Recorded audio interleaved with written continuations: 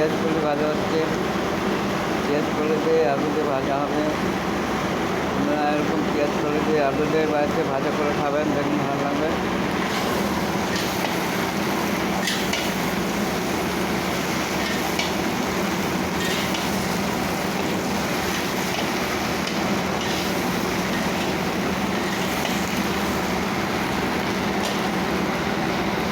Guys আপনারা বাড়িতে এরকম পেঁয়াজ কলি দিয়ে আলু দিয়ে ভাজা করে খাবেন, দেখুন ভালো লাগবে।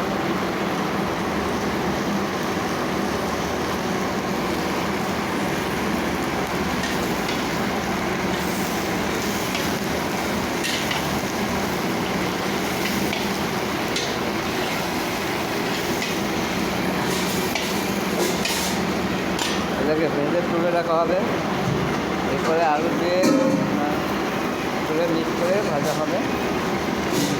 এখন পেঁয়াজ কলিটা ভাজা হচ্ছে।